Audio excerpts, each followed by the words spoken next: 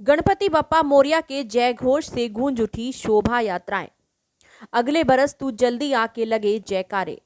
श्रद्धालुओं ने विधि विधान के साथ भगवान गणेश की मूर्ति का किया विसर्जन। दशलक्षण महापर्व के 9वें दिन श्रद्धालुओं ने किया अभिषेक और पूजा अर्चना। विभिन्न एससी सामाजिक संगठनों के पदाधिकारियों की हुई बैठक। परमार्थ हॉस्पिटल में लगा निशुल्क जांच शिविर। समाज सेवी नवीन जैन रहे मुख्य अतिथि। डॉक्टर अंबेडकर मिशनरीज विद्यार्थी एसोसिएशन के अध्यक्ष विक्रम सिंह डुमोलिया ने की पत्रकार वार्ता, लगाए गंभीर आरोप। नहीं रहे चौधरी छोटू राम के अनन्य भक्त और चौधरी माड़ू सिंह मलिक के सच्चे अनुयायी हर भक्त मलिक। हरियाणा की तर्ज पर उत्तर प्रदेश और उत्तराखंड के टोल होंगे फ्री। भारतीय किसान यूनियन अंबावता ने चलाया अभियान। महर्षि दधीची के दिखाए मार्ग का अनुसरण करते हुए करें समाज की भलाई, कहा बलराज कुंडू ने। गणेश उत्सव के तहत शहर के कई स्थानों पर भगवान श्री गणेश की शोभा यात्राएं निकाली गई। इस दौरान गणपति बप्पा मोरिया के जय घोष से वातावरण गुंजायमान रहा और साथ ही अगले बरस तू जल्दी आके जयकारे भी लगाए गए। बाद में श्रद्धालुओं ने पूरे विधि विधान के साथ भगवान गणेश की मूर्ति का विसर्जन किया। वहीं कुछ श्रद्धालु मूर्ति विसर्जन के लिए हरिद्वार भी पहुंचे। शहर में जहां एक तरफ गोकर्ण धाम के सरोवर में भगवान गणेश की मूर्ति के विसर्जन के लिए तैयारियां की गई थी। डेरे के महंत महामंडलेश्वर बाबा कपिलपुरी ने सभी को गणेश उत्सव की शुभकामनाएं दी। वहीं ओल्ड ITI स्थित श्री स्वामी बाबा बालकपुरी मेमोरियल पार्क में महामंडलेश्वर बाबा करणपुरी के सानिध्य में गणेश विसर्जन का प्रबंध किया गया था, जहां श्रद्धालुओं ने मिट्टी से बने गणेश की मूर्ति का विसर्जन किया। श्रद्धालुओं के लिए लंगर का भी इंतजाम था। बाबा करणपुरी ने इस अवसर पर सभी को गणेश उत्सव की शुभकामनाएं दी। ओम नमो नारायण। सतगुरुदेव स्वामी बालकपुरी महाराज जी की असीम कृपा से आज श्री स्वामी बालकपुरी मेमोरियल पार्क के अंदर गणेश विसर्जन का एक भव्य आयोजन किया गया, जो कि सभी ने अपने घर में रख के श्रद्धा भावना से विश्वास से 9 दिन की पूजा करी।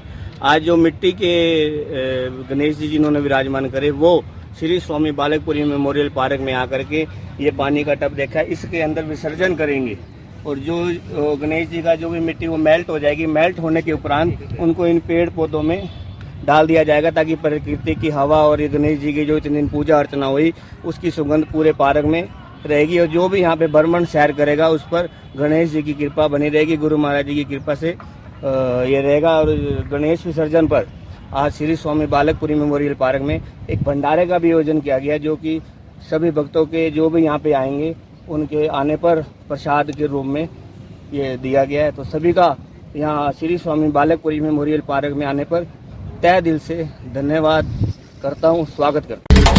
अकिचन्य धर्म आत्मा की उस दशा का नाम है जहां पर बाहरी सब छूट जाता है, किंतु आंतरिक संकल्प विकल्पों की परिणति को भी विश्राम मिल जाता है।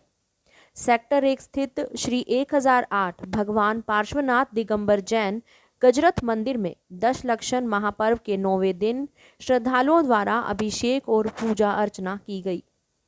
मीडिया प्रभारी राजीव जैन ने बताया कि आज विशेष वर्धमान कीर्तन मंडल के सदस्यों द्वारा सभी मंदिरों में दर्शन और 15 मिनट की भजन प्रस्तुति और महाआरती की गई। इस मौके पर प्रभात फेरी को समाजसेवी और उद्योगपति राजेश जैन ने धर्म की झंडी दिखाकर शहर के सभी मंदिरों के भ्रमण के लिए रवाना किया। मंडली के सदस्यों द्वारा सभी मंदिरों में अपने भजन के माध्यम से ऐसा समा बांधा कि भगवान महावीर स्वामी के जयकारे से मंदिर का परिसर गूंज उठा। तो आज जैसा कि आपको विदित है कि हमारा पर्युषण पर्व चल रहा है, तो उसका हमारा आज 9वां दिन है। तो जिसमें उत्तम अकचिंतन धर्म का जो दिन होता है कि मेरा अपने आत्मा के अलावा कुछ भी नहीं है और मैं जीवन में अपनी ज़रूरत से ज़्यादा चीज़ों को संग्रह ना करूं। और तो जितनी ज़्यादा चीज़ें, जितना ज़्यादा लगाव हम बाहरी चीज़ों के साथ करते हैं, उतनी ज़्यादा हमें मोक्ष की प्राप्ति में दिक्कत होती है। तो पूरा जैन समाज पिछले 10 दिनों से पर्युषण पर्व को बड़े धूमधाम से मना रहा है, कि जिसमें कि वो कोशिश करते हैं कि भी ज़्यादा से ज़्यादा हम अपने आत्मा के समीप कैसे रह सकें। संविधान कल्याण विचार मंच के संयोजक राजेश बोहत की अध्यक्षता में काठमांडू स्थित जांगड़ा रैया धर्मशाला में विभिन्न एससी सामाजिक संगठनों के पदाधिकारियों की बैठक आयोजित की गई।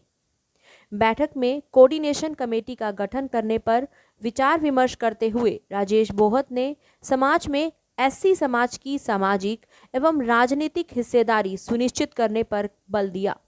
उन्होंने कहा, आज का मुद्दा हमारा, मैं राजेश कुमार बोहत और एज ए सोशल वर्कर सामाजिक कार्यकर्ता के रूप में हमारे सभी SC ST schedule caste schedule tribe जितने भी जो हमारे रोहतक शहर के जो महानुभाव व्यक्ति हैं, हमारे कैप्टन जगदीश चंद्र जी हैं, हमारे मास्टर बलबीर सिंह जी हैं और इंद्र सिंह जी गुड़ियान जी हैं, भाई टिक्कम सिंह जी हैं, बहन कविता वोरा जी हैं, वाल्मीकि समाज से, खटीक समाज से राजेंद्र खन्ना जी, रामफल जी हैं, भाई प्रवीण कुमार खटक जी हैं। ये हमारे आज का जो हमारा एजेंडा जो रहा है, सभी साथी एक मंच पर आकर के शेड्यूल कास्ट जाति की जितनी भी जातियां हैं, एक जितनी भी दलित समाज की जो जितनी भी जातियां हैं, वो एक साझले मंच पे, एक साझा मंच बने, जिसको साझा मंच बोलते हैं। उस पर हम हमारी एक रूपरेखा और एक भूमिका हमने तैयार करने का प्लान बनाया है कि भी सभी किसी भी व्यक्ति के साथ, किसी भी अनुसूचित जाति दलित समाज की किसी बहन के साथ, किसी बेटी के साथ, किसी भी भाई के साथ किसी प्रकार की कोई एट्रोसिटी को अत्याचार की बात जो आती है सामने,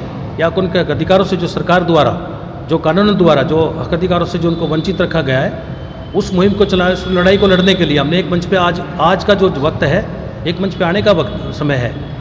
तो परमार्थ हॉस्पिटल में आज निशुल्क स्वास्थ्य जांच शिविर लगाया गया। इस शिविर में खास तौर पर महिलाओं के स्वास्थ्य की जांच की गई। जांच शिविर में समाज सेवी नवीन जैन ने मुख्य अतिथि के रूप में शिरकत करते हुए सभी से आह्वान किया कि हमें समय समय पर अपनी बॉडी का चेकअप करवाते रहना चाहिए, ताकि हमें समय रहते ही बीमारियों का पता चल सके। आज यहाँ परमार्थ हॉस्पिटल में जनरल चेकअप कैंप एवं स्पेशली महिलाओं के लिए ब्रेस्ट चेकअप कैंप लगाया हुआ है। महिलाओं को जनरल चेकअप जरूर कराना चाहिए, इससे कैंसर की संभावनाएं ख़त्म हो जाती हैं। जब कैंसर का शुरू में ही थोड़ी सी गांठ होएगी, कोई चीज़ होएगी, दर्द होएगा, शुरू में पता लग जाएगा तो आगे वो अपनी केयर कर लेगा। जो हम चेकअप कराते हैं, मेमोग्राफी वगैरह, जो ज़्यादा जब दिक्कत हो जाती है तब कराते हैं। तो ये हमने कैंप लगाने आरंभ किए हैं। आज यहाँ पे परमार्थ हॉस्पिटल में है। उसके बाद 25 तारीख को बाबा बालकपुरी धाम में बाबा करणपुरी जी के यहाँ उनके सानिध्य में लगेगा। और मैं सभी से ये आह्वान करता हूँ कि अपना बॉडी चेकअप जरूर कराते रहना चाहिए। डॉक्टर अंबेडकर मिशनरीज विद्यार्थी एसोसिएशन के अध्यक्ष विक्रम सिंह डुमोलिया ने पत्रकार वार्ता का आयोजन कर कहा कि MDU यूनिवर्सिटी रोहतक में आरक्षण नीति एवं रोस्टर बिंदुओं को दुरुस्त करवाने के लिए हाईकोर्ट से सभी प्रकार की शिक्षक भर्ती प्रक्रिया पर रोक लगाकर रिपोर्ट जमा करवाने का आदेश दिया गया था। लेकिन विश्वविद्यालय प्रशासन के कान पर 3 साल बीतने के बाद भी जूं तक नहीं रेंग रही। शिक्षक भर्ती प्रक्रिया के बीच में सबसे बड़ा रोड़ा प्रोफेसर राजबीर सिंह लोहान कुलपति और प्रोफेसर गुलशन तनेजा सीधे तौर पर जिम्मेदार हैं, जो युवा साथियों के भविष्य के साथ खिलवाड़ कर रहे हैं। गहरी नींद से जगाकर प्रशासन इस दिशा में पॉजिटिव प्रयास करके हाई कोर्ट में डाटा दुरुस्त करके शिक्षक भर्ती प्रक्रिया को खुलवाए। आज हम महर्षि दयानंद विश्वविद्यालय रोहतक का एक बहुत ही बड़ा, हम इसको एक प्रकरण कहेंगे कि शिक्षक भर्ती को लेकर हाई कोर्ट से रोक है।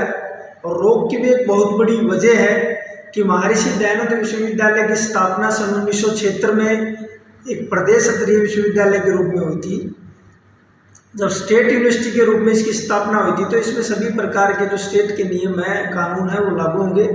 उसमें से आरक्षण नीति भी एक पार्ट था, जिसको लेकर बिल्कुल ये कहेंगे कि ढुलमुल रवैया यहाँ के प्रशासन का रहा। आप देखिए 1981 में इसका ऑर्डिनेंस लेके आए, फिर 88 में इसको आधा अधूरा लागू किया और आधा अधूरा लागू करने से अनुसूचित जाति वर्ग, बैकवर्ड क्लास और जो भी आरक्षित वर्ग का पार्ट था उसको सीधे तौर पर बहुत बड़ा नुकसान हुआ। गांव खरावड़ में 1 जनवरी 1929 में साधारण किसान परिवार में जन्मे चौधरी हरभक्त मलिक 18 वर्ष की आयु से ही सामाजिक जीवन में सक्रिय थे। वे चौधरी छोटू राम को अपना आदर्श मानते थे।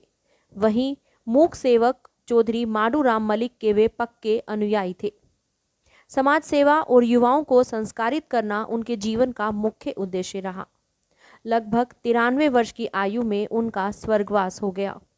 उनके निधन पर शोक प्रकट करने के लिए कलानौर विधायक शकुंतला खटक, रोहतर नगर निगम पूर्व मेयर रेणु डाबला, सांपला की पूर्व चेयरमैन प्रेमलता, खरावड़ सरपंच विजेंद्र मलिक, करोर के पूर्व सरपंच सूरत सिंह, अटायल के पूर्व सरपंच लीलू राम, कैप्टन जगबीर मलिक सहित सैकड़ों लोग उनके निवास स्थान पर पहुंचे।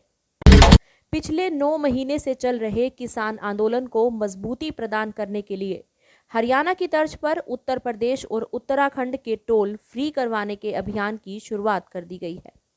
इस बारे में जानकारी देते हुए भारतीय किसान यूनियन अंबावता के प्रदेश अध्यक्ष अनिल नांदल उर्फ बल्लू प्रधान ने कहा कि जिस तरह हरियाणा के सभी टोल फ्री करवाए गए हैं, उसी तरह उत्तराखंड और उत्तर प्रदेश के टोल भी फ्री करवाने का अभियान चला दिया गया है।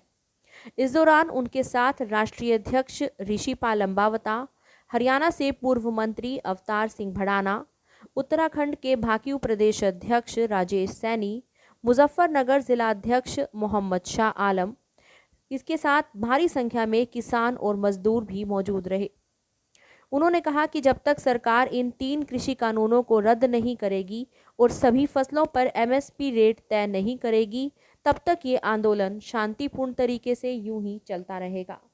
चौधरी ऋषिपाल अंबावता जी आज यहाँ पहुँच रहे हैं। आज हम यहाँ डिस्कस करेंगे मतलब पूरे उत्तर प्रदेश के भी टोल फ्री करवाने, क्योंकि हमने पूरे हरियाणा के टोल फ्री करवा रखे हैं। अगर एक किस वजह से टोल फ्री करवा रहे हैं? अपने किसान आंदोलन से। जब तक ये सरकार ये तीनों काले कानून वापस नहीं लेगी, MSP की गारंटी नहीं देगी और जो भूमि अधिग्रहण हरियाणा में सरकार ने बिल पास करा उसको वापस नहीं लेगी, तब तक हम पूरे देश के दौरे करते रहेंगे। टोल फ्री करने से क्या सरकार मान जाएगी? अरे सरकार की आर्थिक स्थिति कमजोर होगी, अपने आप मान लेगी। सरकार की जब तक हर एक इंसान पूरे देश का किसान मजदूर का बेटा 36 बरादरी आदमी उसकी आर्थिक स्थिति कमजोर करेगा ना, घुटनों के बल आएंगे और तीनों काले कानून वापिस लेंगे। कोई नहीं 2024 तक बैठे भाई इसमें विधानसभा में और पार्लियामेंट में किसान के बेटे ने भेज गए। 2024 तक बैठे हमें। उत्तर प्रदेश का 2 इलेक्शन आ गया, यहाँ से इनका सुपड़ा साफ करके जाऊंगा भाई। हरियाणा तो नाम था 15। आगे की क्या रणनीति बनाई जाएगी? आगे की हमारी ये रणनीति है, अपनी किसान की टोपी लगाऊंगा भाई, सारे अपना प्रणा ले किसान भाई का, घर घर जाकर अपनी जत्थेबंदी बनाऊंगे और सबको हम ये कहेंगे किसी भी पार्टी को वोट नहीं देना है, किसान के बेटे को मजदूर के बेटे को निर्दलीय खड़ा करो, उसको पार्लियामेंट और विधानसभा में भेजो। 2022 में क्या सरकार किसान की सरकार बनेगी जी, किसान की 2022 में उत्तर प्रदेश उत्तराखंड किसान की सरकार बनेगी। क्या मतलब तो ये बैठे रहेंगे फिर सारी उम्र। किसान का बेटा फिर कुछ करना है कौन है? किसान का बेटा ये थोड़ी है खेत में घिसड़े जागा। ये किसान मजदूर ने 36 बरादरी ने ठान ली है, जितने दौड़ पको अंडा ना दौड़ पोस इनको माटी में मिलाकर रखा है किसान मजदूर। महम विधायक बलराज कुंडू ने आज बरवाला में आयोजित महर्षि दधीची जयंती एवं महंत अभिनंदन समारोह में शिरकत की। बलराज कुंडू ने समाज को महर्षि दधीची द्वारा दिखाए गए त्याग और तपस्या के मार्ग का अनुसरण करने का आह्वान किया। उन्होंने कहा कि जिस तरीके से महर्षि दधीची ने समाज की भलाई के लिए अपनी हड्डियां तक दान कर दी थी, उसी तरह से हमें प्रदेश की भलाई के लिए काम करना होगा, क्योंकि हरियाणा में 4 बड़े घरानों ने जिस तरह से राजनीति पर काबिज होकर प्रदेश का बंटाधार किया है, तो हमें जागने और इस बदहाल स्थिति को बदलने की जरूरत है, वरना आने वाली पीढ़ियों का भविष्य बर्बाद हो जाएगा। का बेटा हूं, मैं छोटे से किसान का एक फौजी का बेटा हूं। आज पूरा प्रदेश और देश के लोग मुझे जानते थे, नाम दादा बलराज कुंडू, वो मैं हमारा विधायक, क्योंकि मैं सच्चाई के रास्ते पे हूं। आपकी लड़ाई लड़ रहा हूं, गरीब किसान और मजदूर की लड़ाई लड़ रहा हूं, छोटे कर्मचारी व्यापारी की लड़ाई लड़ रहा हूं और करप्शन के, भ्रष्टाचार के खिलाफ आपकी आवाज बन के वहां पे लड़ रहा हूं, इसलिए मुझे जानते हैं। ये दमखम वाले जब ऐसे भाइयों को आप विधानसभा और लोकसभा में भेजेंगे तो निश्चित रूप से मैं कहता हूं मेरा हरियाणा प्रदेश खुशहाल और उन्नति की तरफ जाएगा। आज आप देखिए जितने भी प्रोग्राम होते हैं, इस आज की जो सत्तारूढ़ पार्टी के जो नेता आते हैं वो विकास की बात नहीं करेंगे आपके सामने, वो धर्म और जातिवाद की बात करते हैं, हमारे अंदर जहर फैलाने। आज के लिए इतना ही, फिर मुलाकात होगी हमारे अगले एपिसोड में। तब तक के लिए शुभ रात्रि, शब खैर, नमस्कार।